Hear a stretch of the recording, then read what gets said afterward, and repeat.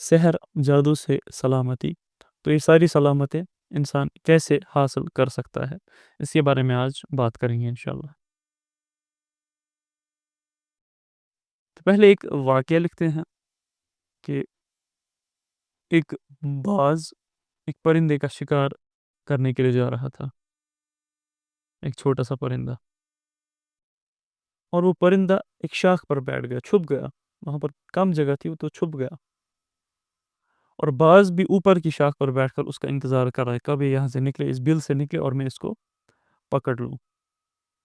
یہ جانور کیا دیکھتا ہے، چھوٹا سا جانور، کہ نیچے شکاری آ گیا، اور کیونکہ شکار جانور تھا تو شکاری نے اس کے اوپر اپنی تیر کا یہ تھما لی تھی،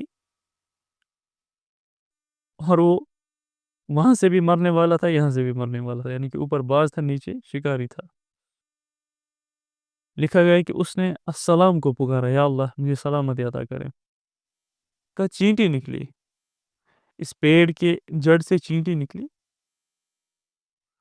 اور جیسے اس نے تیر چلانا چاہا، اس شکاری نے، چینٹی نے اس کو کاٹ لیا، اس وجہ سے اس کا تیر غلط نشانے پر لگ گیا، گویا کہ وہ جانور بچ گیا، اور وہ تیر اس ٹہنی پر لگا جس ٹہنی پر باز بیٹھا تھا، باز بھی بھاگ گیا، تو ایک موت سے بھی اللہ نے نجات دی تھی، جو دوسری موت نیچے تھی اس سے بھی اللہ نے نجات دی تھی۔ تو باز ایک سائڈ کو بھاگا اور یہ پرندہ دوسرے سائڈ کو بھاگ گیا، گویا کہ سلام کی سلامتی جب ساتھ ہو تو زہر بھی الٹا ہی کام کرتا ہے، تو سانپ بھی حفاظت ہی کرتے ہیں۔ کتنی ہی واقعات آپ نے دیکھے ہوں گے، نیشنل جیوگرافک پہ آپ نے وہ ڈاکیومنٹریز دیکھی ہوں گی کہ جب ایک ولف نے انسانی بچے کو بچایا، اس کی حفاظت کی۔ بہت سارے واقعات ایسے ہیں کہ جب جنگل کے جانوروں نے انسان کے بچوں کی حفاظت کی، کیوں؟ کیونکہ ان کے دل میں اللہ تعالیٰ نے وہ رحم مادر اس وقت ڈال دیا تھا کہ اس کے ساتھ میری سلامتی ہے، تم اس کا کچھ بھی بگاڑ نہیں سکتے۔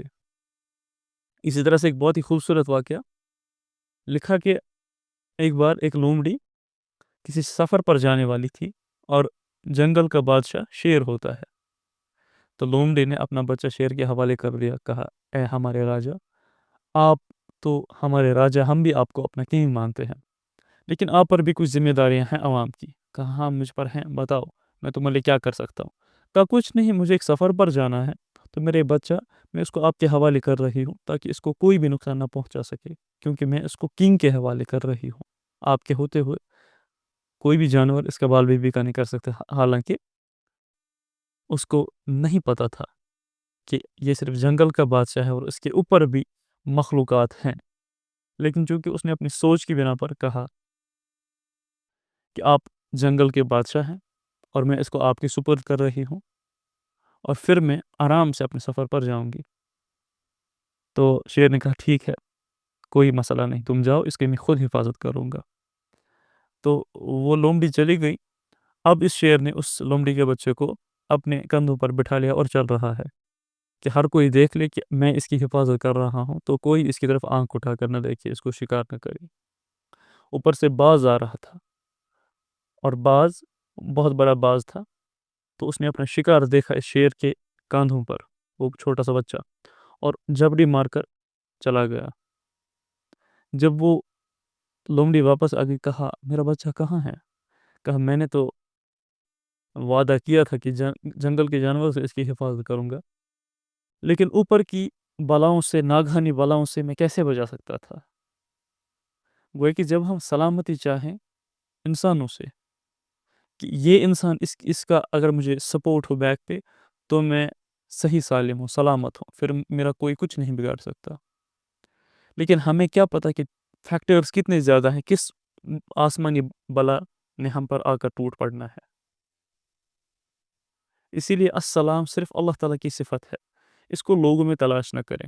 جب بھی ہم ایسا چاہیں کہ لوگ مجھے سلامتی عطا کریں کسی بھی رنگ سے، وہ چیزیں مجھے سلامتی فراہم کرے کسی بھی رنگ سے، وہ ریسورسز مجھے سلامتی عطا کرے کسی بھی رنگ سے، تو یو ڈونٹ نو کہ کہاں سے آسمانی ناگہانی بلائیں آئیں گی اور اس سلامتی کے بیچ میں سے جائیں گی اور آپ کے اوپر لگ جائیں گی۔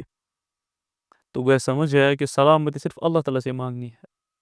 جب اللہ تعالیٰ سلامتی دیں گے تو کیا ہوگا تو آسمان کی بلاؤں اور زمین کی بلاؤں سے، ان بلاؤں سے جو ظاہر ہیں اور جو چھپی ہوئی ہے، تمہارے باہر اور تمہارے اندر، ہر کسی سے اللہ تعالیٰ حفاظت دینے والے ہیں ایک انسان کو، ہر کسی سے۔ نبی صلی اللہ علیہ وسلم ایک بار ایک درخت کے نیچے سوئے ہوئے تھے، تو ایک آدمی آیا، نبی صلی اللہ علیہ وسلم کی تلوار لی اور ان پر تان دی۔ نبی صلی اللہ علیہ وسلم بیدار ہو گئے نیند سے، کہا اے محمد صلی اللہ علیہ وسلم، تمہیں میرے ہاتھوں سے کون بچائے گا؟ تو نبی صلی اللہ علیہ وسلم نے کہا اطمینان سے، اللہ، مجھے اللہ بچائے گا۔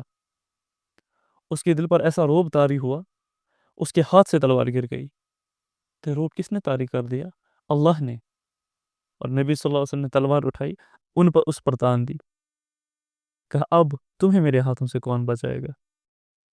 کہا بس آپ ہی بچا سکتے ہیں۔ تو نبی صلی اللہ علیہ وسلم نے فرمایا میں تمہیں کلمے کی دعوت دیتا ہوں، کلمہ پڑھتے ہو؟ کہا میں نہیں پڑھتا۔ نبی صلی اللہ علیہ وسلم نے کہا اچھا ٹھیک ہے جاؤ۔ تو نبی صلی اللہ علیہ وسلم کی کیسی شفقت تھی کہ جن نے ان کے اوپر تلوار تھامی، نبی صلی اللہ علیہ وسلم نے ان کو بھی معاف کر دیا۔ تو یہ کون سی سلامتی تھی؟ السلام کی سلامتی نبی صلی اللہ علیہ وسلم کے ساتھ تھی۔ اب مال میں انسان کیسے سلامتی حاصل کر سکتا ہے؟ جو وہ کماتا ہے مال، تو اس میں سلامتی کیسے ہو سکتی ہے اور کون سی چیزیں اس سلامتی کو بگاڑ سکتی ہیں؟ سب سے پہلے سلامتی کا بگاڑ مال میں تب ہوتا ہے، یعنی کہ فضول چیزوں پر پھر مال خرچ ہوتا ہے، کسی ایسی بیماری پر مال خرچ ہوتا ہے، کسی جگہ جہاں پر 10 روپے لگنے تھے وہاں پر 1000 روپے لگتا ہے، گویا کہ مال میں سلامتی نہیں۔ تو یہ سب کیوں ہے؟ اس کی وجہ لکھی گئی ہے کہ جب مال کا صدقہ نہ دیا جائے اور مال کی زکوٰۃ نہ دی جائے۔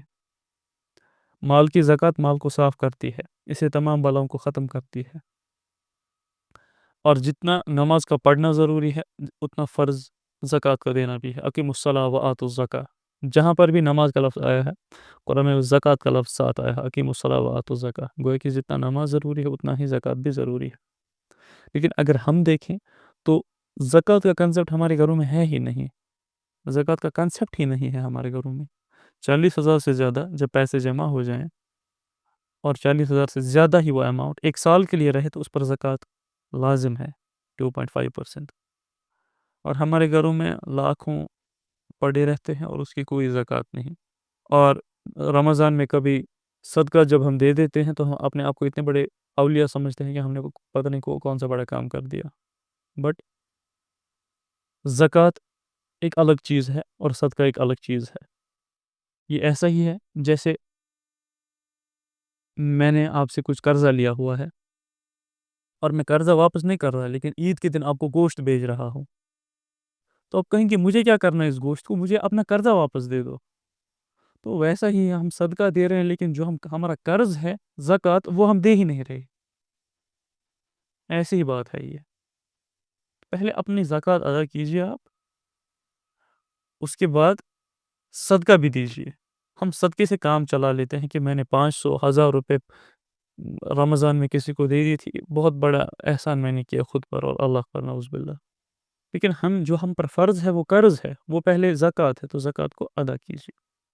صدقہ تب صدقہ جاریہ بنتا ہے، کسی نے کوشچن پوچھا، کہ جب اس کو اس چیز پر خرچ کیا جائے کہ جو کنٹینیوسلی رہے، جیسے کہ آپ کسی کو تعلیم دیں، اچھی تعلیم جس سے وہ فائدہ دے سکے، تو وہ صدقہ جاریہ بن جائے گا۔ یا آپ ایسی بلڈنگس بنانے میں مدد کریں، یا آپ پیڑ لگائیں، یا ایسی ہیلپ آپ لوگوں کی کریں جو آپ کے بعد بھی ہوتی رہے۔ کسی جگہ پر آپ نے پیوریفائر لگا رہی، واٹر پیوریفائر، یا کوئی بھی چیز مطلب جو کنٹینیوسلی ہوتی رہے، تو وہ جاریہ میں آئے گا، وہ جو جاری رہے گا۔ تو مال کس وجہ سے سلامت نہیں رہتا؟ ان ہی چیزوں کی وجہ سے۔ لکھا گیا کہ رزق حلال میں برکت ہوتی ہے، خواہ وہ تھوڑا ہی کیوں نہ ہو، جبکہ حرام اور ناجائز مال میں برکت نہیں ہوتی، خواہ وہ مقدار میں زیادہ ہو۔ اپنے حق سے زیادہ پیسہ لینا اور جھوٹ اور دھوکہ دہی سے تنخواہ بڑھا لینا بغیر زائد وقت دیے، اور پھر یہ لمبی ڈسکرپشن ہے، اب اس کا مفہوم بیان کرتے ہیں۔ لکھا ہے کہ رزق حلال میں برکت ہے، خواہ وہ تھوڑا ہی کیوں نہ ہو۔ یہ برکت کیا ہے اس کو سمجھیے۔ آپ نے یا آپ کے گھر والوں نے 500 روپے دن کے کمائے یا 1000 روپے دن کا کمایا، اس میں سے آپ نے سالن لایا، گوشت لایا، باقی سب چیزیں لائی، آپ نے اچھے سے 200-300 بچ بھی گئے، کچھ خرچ بھی کر دیا آپ نے، بہت اچھے سے آپ نے بالکل اچھے سے کھا لیا سب کچھ. اب کسی نے 10,000 یا 20,000 ایک دن کے کما لیے, اس نے بھی ٹھیک کیا, جتنا وہ کھا سکتا تھا کھا لیا, لیکن یہی 1,000 اگر کسی نے فراڈ کر کے کمایا, یا یہی 10,000 کسی نے اگر فراڈ کر کے کمائے, یعنی کہ وہ حلال نہیں تھے, حرام تھے, چاہے پھر وہ 100 ہو, چاہے 1,000 ہو, چاہے 10,000 ہو. یہ بھی ہمیں ایک مسکنسیپٹ ہے کہ حرام مال یعنی کہ زیادہ مال ہوتا ہے. نہیں, تھوڑا سا مال بھی حرام طریقے سے کمایا جا سکتا ہے, اور زیادہ مال بھی حلال طریقے سے کمایا جا سکتا ہے. It depends. اب برکت کیا ہوتی ہے؟ برکت یہ ہوتی ہے کہ جب جو ہی آپ نے پیسے کمائے, وہ آپ کو اسی چیز کے لیے ضرورت لگی جس چیز کے لیے آپ نے کمائے, نہ کہ اس چیز کے لیے جس کے لیے آپ نے کمائے ہی نہیں تھے. فار ایگزامپل, آپ ایسی بیماری میں مبتلا ہو گئے جس میں لاکھوں خرچ ہو گئے, نہ کوئی علاج نکل رہا ہے, نہ کچھ. تو جو آپ نے کسی کا خون چوس کر وہ لاکھوں کھائے تھے, وہ اب آپ کا خون چوس رہے ہیں. وہ ایسی جگہ خرچ ہو رہے ہیں جو بالکل فضول جگہ تھی, جس پر 100 روپیہ خرچ ہونا تھا اس پر 1,000 روپیہ خرچ ہو گیا, 2,000, 10,000, کیونکہ وہ وہی 10,000 ہیں جو آپ نے کسی کا حق دباؤ کر کھائے تھے, خرچ کیے تھے, یہ جمع کیے تھے. تو برکت اسی کو کہتے ہیں. جہاں پر 100 لگے وہاں پر 10,000 کا لگنا. کوئی فار ایگزامپل مکان بنا رہا ہے, اس نے اچانک سے زلزلہ آتا ہے, وہ مکان گر جاتا ہے, پھر اس کو نئے سے بنانا پڑتا ہے. تو وہ کیا ہے؟ وہ برکت نہیں ہے, بے برکتی ہو گئی. تو اصل میں اس کا جائزہ لینا چاہیے خود کو, کہ کیا میں نے کسی کے اوپر ظلم کر کے یہ مال تو نہیں کھایا تھا؟ کیا میں نے کسی پر ظلم کر کے یہ مال تو نہیں کھایا تھا؟ اب آپ کہیں گے, اگر کوئی نیک ہوگا, اگر اس نے کوئی بھی ظلم نہیں کیا ہوگا, بالکل حلال طریقے سے پیسے کمائے ہوں گے, تو اس کے ساتھ اگر یہ چیز ہو تو اس کو ہم کیسے دیکھ سکتے ہیں؟ اس کو آپ آزمائش کی طرح سے دیکھ سکتے ہیں. کیونکہ ایک سچویشن کو یا تو عذاب یا تو آزمائش اس وقت ڈکلیئر کیا جاتا ہے جب آپ کا ضمیر آپ کو کہے کہ آپ ٹھیک ہو یا آپ غلط ہو. اپنا ضمیر ہمیشہ انسان کو کہتا ہے, سچ کہتا ہے. خود کو ہمیشہ پتہ ہوتا ہے کہ میں صحیح ہوں یا غلط ہوں. تو بس آپ اپنے آپ کو خود تولیے. اگر آپ صحیح ہیں تو ایک آزمائش ہے, اس پر صبر کریں, اور اگر آپ غلط ہیں تو یہ وہ فٹکار ہے کہ واپس آ جاؤ ورنہ ایسے ہی ہوگا. تو یہ مال کی سلامتی کے کچھ اصول ہیں. اس کے بعد بدن کی سلامتی, جسم ہمارا کیسے سلامت رہے. اس کے لیے دیکھیے, مصیبتیں, پریشانیاں, بلائیں 2 قسم کی ہوتی ہیں. ایک ظاہری جو ظاہری شکل میں ہوتی ہے, اور ایک باطنی جو چھپی ہوئی ہوتی ہیں. ہم اکثر اسباب اختیار کرتے ہیں ظاہری سے بچنے کے, اور باطنی اتنی فورسز ہمارے اوپر حاوی ہوتی ہیں, اتنی انرجیز ہمارے اوپر حاوی ہوتی ہیں, اتنی بینگس, وہ نیگیٹو بینگس ہم پر حاوی ہوتے ہیں, اور ہماری آنکھ بند کرنے سے روشنی ختم نہیں ہو جاتی. جب کس سے کہا گیا کہ لائٹ بند کرو, کہا آنکھیں بند کرو, لائٹ خود بند ہو جائے گی. جیسے وہ ایک جانور بھی ہوتا ہے, وہ اپنا سر برف میں رکھتا ہے اور کہتا ہے کہ میں چھپ گیا, لیکن وہ ظاہر ہوتا ہے. جب بلی طوطے کے پنجرے کے پاس آتی ہے, کبوتر کے پاس آتی ہے, تو اپنی آنکھیں بند کر دیتا ہے, لیکن آنکھیں بند کرنے سے بلی نہیں چلی جاتی, وہ بلی آ چکی ہے. اب اس چیز کا سامنا کرنا ہے. اسی طرح سے ہمیں بھی ہو گیا ہے کہ ہم ڈینائی کر رہے ہیں. کون سی نیگیٹو فورسز, کون سے جنات, کون سے شیاطین, کون سی آسمانی بلائیں ہم نے تو نہیں دیکھی. جنہوں نے دیکھی اپنی آنکھوں سے, انہوں نے ہم تک بات پہنچا دی, نبی صلی اللہ علیہ وسلم نے. اور بات ان تک کس نے پہنچائی؟ بذات خود اللہ تعالیٰ نے. ان کو کس نے سکھلا دیا؟ بذات خود اللہ تعالیٰ نے. ان نے ہم تک یہ بات پہنچائی, اور ہمیں چاہیے کہ ہم ان چیزوں پر عمل کریں. تو زمینی بلاؤں سے زیادہ آسمانی بلائیں ہیں, ظاہراً بلاؤں سے زیادہ غیباتی بلائیں ہیں. اور ان سے کیسے بچا جائے؟ دیکھیں, آپ اسی سے بچ سکتے ہیں جس کو آپ دیکھ سکتے ہیں. جس کو آپ دیکھ نہیں سکتے, اسے آپ بچ کیسے سکتے ہیں؟ تو اس کے لیے ہمیں کچھ وظائف دیے گئے. ہمیں کچھ قرآن کی ایسی سورہ ہیں جو ہمیں ایک پروٹیکٹیو شیلڈ عطا کرتی ہے, ایک پروٹیکٹیو شیلڈ بن جاتا ہے. اب ہم ان کو, اس پروٹیکٹیو شیلڈ کو کیوں نہیں دیکھ سکتے؟ کیونکہ ہم ویزیبل رینج میں دیکھتے ہیں, ویزیبل رینج میں. اور ویزیبل رینج میں 7 کلرز آتے ہیں. وب گور, جو لوگ سائنس سے وابستہ ہوں, یا 10th میں بھی یہ چیزیں ہم پڑھتے ہیں, کہ ہم صرف ویزیبل رینج دیکھ سکتے ہیں, نہ اس سے اوپر الٹرا وائلٹ ہم دیکھ سکتے ہیں, نہ اس سے نیچے انفرا ریڈ دیکھ سکتے ہیں. اور یہ تو صرف 2 لیولز کی بات ہوئی, اس سے آگے بے شمار ہے. بے شمار اسپیکٹرم ہیں اور ہم صرف ویزیبل اسپیکٹرم کو دیکھ سکتے ہیں. تو گویا ہماری آنکھیں ویسی نہیں کہ اسی لیے ہم فرشتوں کو بھی نہیں دیکھ پاتے. حالانکہ مرغا جب اذان دیتا ہے نبی صلی اللہ علیہ وسلم نے فرمایا یہ فرشتوں کو دیکھ رہا ہوتا ہے. کتا جب بھونکتا ہے یہ شیطان کو دیکھ رہا ہوتا ہے. تو گویا اس کی آنکھوں میں وہ رینج ہے کہ وہ اس فریکوینسی کو دیکھ سکے, وہ اس اسپیکٹرم کو دیکھ سکے. تو آپ کو دکھ نہیں رہا اس کا مطلب یہ نہیں کہ ہے ہی نہیں. تو بدن کی سلامتی, کہا کہ ہر فرض نماز کے بعد آیت الکرسی, قل اعوذ برب الفلق, قل اعوذ برب الناس, ان 2 صورتوں کو اہتمام سے پڑھیں اور جسم پر دم بھی کریں. اب دم کیسے کرنا ہے دیکھیں میں آپ کو دکھاتا ہوں. ایک ہم نے پڑھا آیت الکرسی, جب نے آیت الکرسی پڑھا, قل اعوذ برب الفلق, قل اعوذ برب الناس پڑھا, پھر ہمیں ہاتھوں پر پھونکنا ہے اور پھر ان ہاتھوں کو پورے جسم پر ایسے ملنا ہے. یعنی کہ وہ انرجی ہم نے اپنے ہاتھوں پر ٹرانسفر کی یا وہ پروٹیکٹیو شیلڈ کیا ہے اللہ تعالیٰ بہتر جانتے ہیں, جو ان کلمات کی برکت ہے. پھر ہم نے وہ پوری باڈی پر رب کر دیا, گویا ہم نے اپنی پوری باڈی کو سیو کر لیا. اس کے بعد ایک بہت ہی امپورٹنٹ چیز, فجر اور مغرب کے بعد, فجر یعنی کہ ابھی اور شام, مغرب کے بعد کم سے کم 10 مرتبہ 10 بار چوتھا کلمہ پڑھنا ہے. ترمذی کی روایت ہے کہ مغرب کی نماز کے وقت یا مغرب کی نماز کے بعد 10 مرتبہ جو چوتھا کلمہ پڑھے, اور چوتھا کلمہ کیا ہے؟ اعوذ باللہ من الشیطان الرجیم, لا الہ الا اللہ وحدہ لا شریک لہ, لہ الملک و لہ الحمد, یحیی و یمیت وہو حی لا یموت ابدا ابدا ذو الجلال والاکرام بیدہ الخیر وہو علی کل شیء قدیر. جو یہ 10 مرتبہ پڑھے, صرف 10 مرتبہ, یعنی کہ 1 منٹ کی بات ہے, 60 فرشتے جو مسلح ہوتے ہیں, مسلح یعنی کہ ہتھیاروں سمیت, اور فرشتوں کے وہ کون سے ہتھیار ہوں گے جن سے وہ ان غیباتی بلاؤں کو مار رہے ہوں گے, اللہ تعالیٰ بہتر جانتے ہیں, نور کے ہتھیار.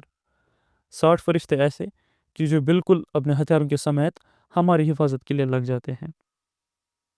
ان کی فرشتوں کی جماعت صبح تک حفاظت کرے گی, اور یہ کرے گی رواہ الترمذی, یہ ترمذی میں حدیث ہے, شام کے وقت 10 بار چوتھا کلمہ پڑھنا. تو 60 فرشتے ہماری حفاظت صبح تک کریں گے, وہ بھی نور کے ہتھیاروں کے ساتھ, غیباتی بلاؤں سے. اسی بات سنیے, کہا کہ مفتی ولی حسن صاحب رحمۃ اللہ علیہ ایک بہت ہی عجیب بات فرماتے تھے کہ قل اعوذ برب الفلق اور قل اعوذ برب الناس یہ قرآن کی بالکل آخری 2 صورتیں ہیں. ان کو آخر میں لانے کی ایک لطیف اشارہ یہ بھی ہو سکتا ہے, وہ اب کہتے ہیں کہ یہ قرآن میں آخری 2 سوریں کیوں ہیں,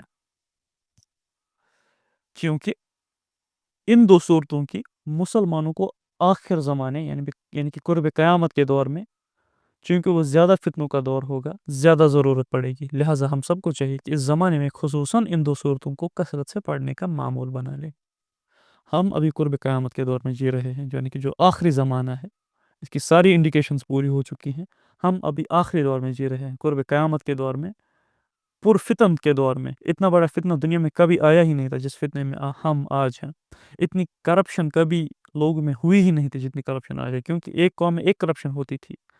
قوم میں فار ایگزامپل لوط میں ہومو سیکچویلٹی تھی, یہاں پر وہ موجود ہے. قوم عاد میں وہ کیا کرتے تھے, وہ تکبر میں مبتلا تھے, ہم میں وہ تکبر بھی موجود ہے. قوم نوح نے بت پرستی کی, ہم نے بھی بت پرستی, یعنی کہ ایک ایک قوم نے ایک ایک گناہ کا ارتکاب کیا تھا, ہم نے ان تمام گناہوں کا ارتکاب کیا ہے جو ہر کسی قوم نے کیا ہے. آپ تاریخ اٹھا کے پڑھ لیجئے, بنی اسرائیل نے نبیوں کا انکار کر دیا, ہم نے بھی اپنے نبی کا انکار کر دیا. ہم نے ہر اس انسان کا انکار کر دیا جس نے ہمارے تک دعوت پہنچائی. آپ قصص الانبیاء پڑھیے, بہت ہی بہترین کتاب, اس میں آپ دیکھیے کہ کس کس قوم نے کیا کیا گناہ کیے تھے. پھر آپ آج کے دور کی طرف دیکھیے, ہماری قوم نے وہ سارے گناہ کر رکھے ہیں, اور بہت ہی زیادہ ہائی لیول پر, بہت ہی زیادہ ہائی لیول پر. تو گویا ہم پر عذاب کیوں نہیں آتی, کہ نبی صلی اللہ علیہ وسلم کی دعا ہے. نبی صلی اللہ علیہ وسلم نے اللہ تعالیٰ سے دعا کی کہ یا اللہ, جیسے پچھلی قوموں پر عذاب آتا تھا اور وہ قوم کی قوم ہی ہلاک ہو جاتی تھی, یا اللہ میری قوم پر وہ عذاب نہ ڈالنا, اس کو ہلاک نہ کرنا.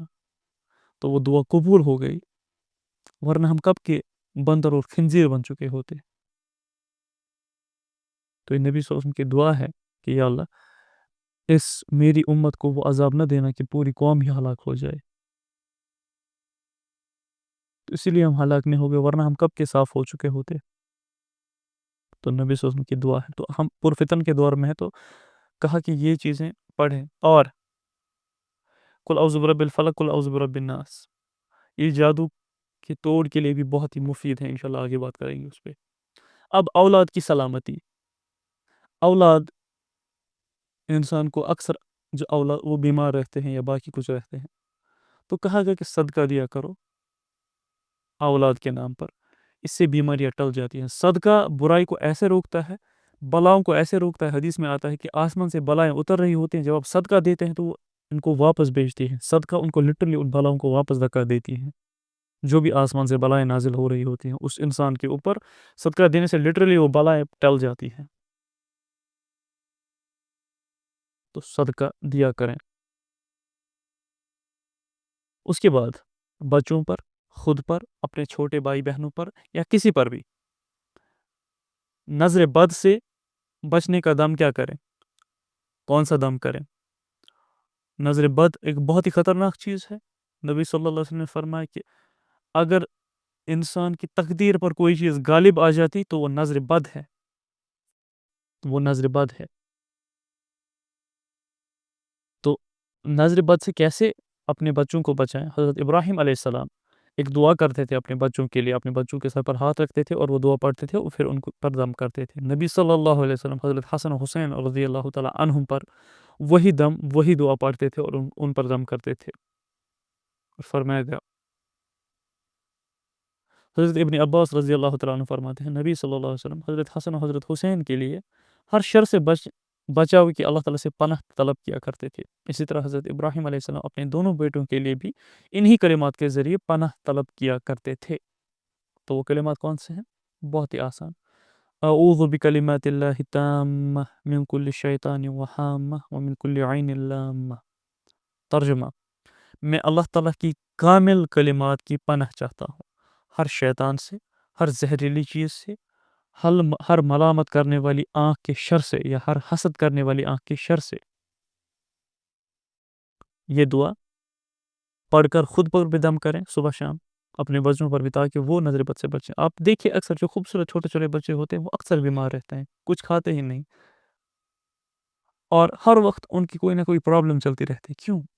کیونکہ جو ان کو دیکھتا ہے کہیں نہ کوئی شر کی نظر سے ضرور دیکھتا ہے۔ حسد جب اندر آتا ہے، اور نظر انسان خود کی بھی لگ سکتی ہے، یہ کوئی ایسا نہیں کہ کوئی جان بوجھ کر نظر دیتا ہے، نہیں، نظر لگ جاتی ہے، نظر لگ ہی جاتی ہے۔ جب آپ کو کوئی چیز پسند آ گئی تو اندر ایک نیگیٹو انرجی کریٹ ہوتی ہے حسد کی وجہ سے، اور آنکھوں کے ذریعے سے جس چیز پر آپ کو وہ نظر پڑ گئی، وہ حسد بری، وہ حسرت بری، اس کو نظر لگ گئی، وہ نیگیٹو انرجی اس پر آ گئی، یہ انرجی ہوتی ہے اصل میں، کیونکہ انسان اصل میں انرجیز کا بنا ہے، یہ باڈی ہے، ورنہ نفس بھی ایک انرجی ہے، روح بھی انرجی ہے، تو وہ انرجیز وداؤٹ حسد بھی لگ سکتی ہے۔ اب بالکل اصل میں یہ حسد ہی ہوتا ہے، اصل میں نظر حسد ہی، حسرت جب انسان کرتا ہے نا، حسرت نظر لگ جاتی ہے، یا جب وہ مومنٹ ہوتا ہے کہ وہ کہتے ہیں کہ واو یہ بہت ہی زبردست ہے، اس وقت بھی نظر لگ جاتی ہے۔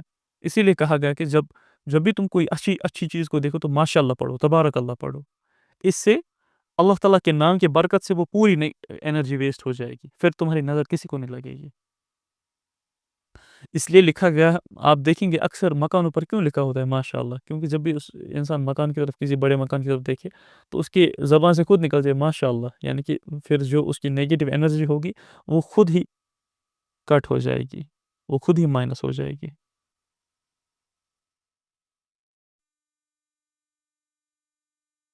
تو اس چیز کا خاص خیال رکھیں۔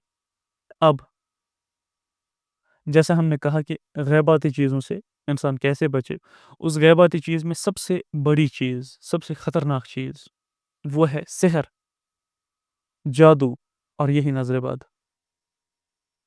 سحر، جادو اور یہی نظر بد۔ آپ لوگ کیا اس چیز پر یقین رکھتے ہیں کہ اس سے کچھ واقعی بھی ہوتا ہے یا نہیں، ذرا میسیجز میں لکھیے یہ سحر نظر بد کچھ ہے بھی یا نہیں بھی. اب میرے انفلوئنس میں آ کر کچھ نہ لکھیں، جو آپ خود یہ اس پہ بلیو رکھتے ہیں وہی لکھیے.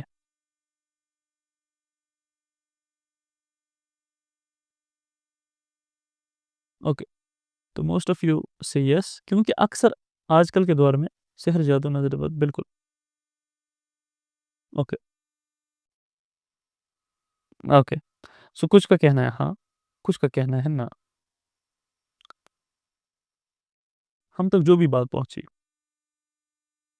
وہ دو سورسز سے ہیں، یا تو وہ سورس کی جو ڈیوائن گائیڈنس ہے، یا وہ سورس جو لوگوں کی کہیں کہیں باتیں ہیں. دو سورسز. ڈیوائن گائیڈنس وہ گائیڈنس ہے جو اللہ تعالیٰ کی طرف سے ہے، نبی صلی اللہ علیہ وسلم کے توسط سے ہم تک پہنچی، اس میں کوئی شک شبہ کی گنجائش نہیں، اس میں تردد کی کوئی وجہ ہی نہیں بنتی. دوسری وہ چیز جو لوگوں کے ذریعے سے ہم تک پہنچی. لوگوں کی باتوں میں 100 میں سے 90 باتیں جھوٹ بھی ہو سکتی ہیں، لیکن جو باتیں اللہ رسول نے کی اس میں سے کوئی بھی چیز جھوٹ نہیں. اگر ہم نے اس چیز کو جھوٹ مان لیا تو ہم نے اللہ کو بھی جھوٹا مان لیا، ہم نے نبی کو بھی جھوٹا مان لیا، ہم نے ہر کسی چیز کو جھوٹا مان لیا.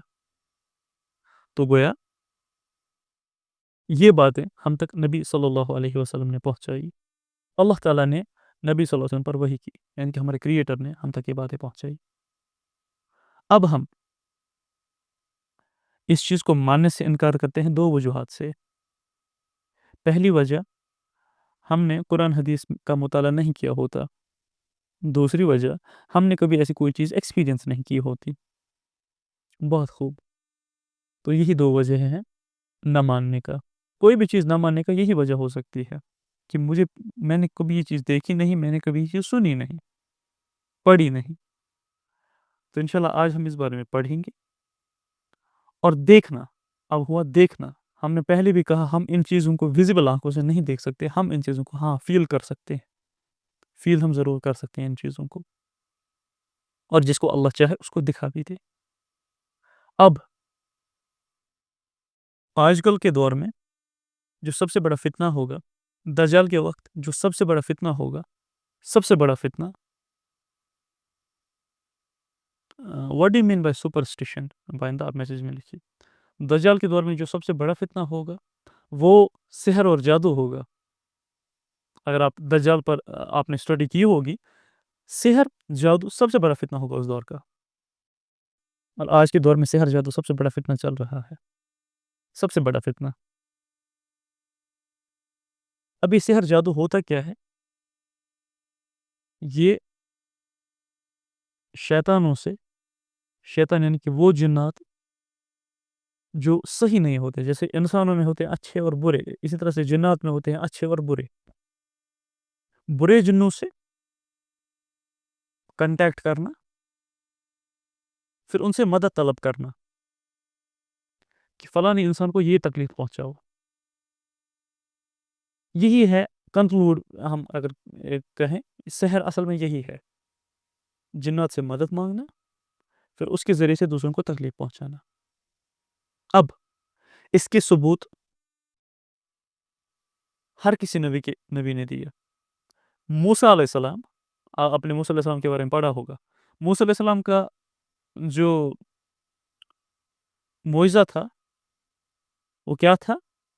موسیٰ علیہ السلام نے ایک تو فرعون کے پاس وہ گیا تھا، اور دوسرے سب سے بڑے دشمن ان کے کون تھے؟ ان نے کس کے خلاف جنگ کی تھی؟ جادوگروں کے خلاف. موسیٰ علیہ السلام کے دور میں جادوگری بہت زیادہ تھی. سورہ طٰہٰ پڑھی، اس میں موسیٰ علیہ السلام اور جادوگروں کی ڈیٹیلڈ واقعات بیان ہوئے ہیں، ڈیٹیلڈ واقعات. تو گویا قرآن ہمیں ایڈریس کرتا ہے یہ سحر جادو کیا ہے. سحر انسان کے دماغ پر ہوتا ہے. مین سب سے بڑا سحر انسان کے دماغ پر ہوتا ہے. اس کے بعد کچھ پاورفل سحر وہ پھر باڈی پر بھی اٹیک کرتے ہیں، ہمیں فزیکل النس میں بھی مبتلا کرتے ہیں. لیکن سحر کی بیسک ٹائپ ہیں انسان مینٹل چیزوں میں، مینٹل ڈس آرڈرز میں مبتلا ہوتا ہے. اس لیے آپ دیکھیے آج کل بہت زیادہ مینٹل ڈس آرڈرز ہیں، بہت زیادہ مینٹل ڈس آرڈرز ہیں. اب صرف یہی وجہ نہیں کہ اس کے بارے میں اویئرنیس نہیں تھی،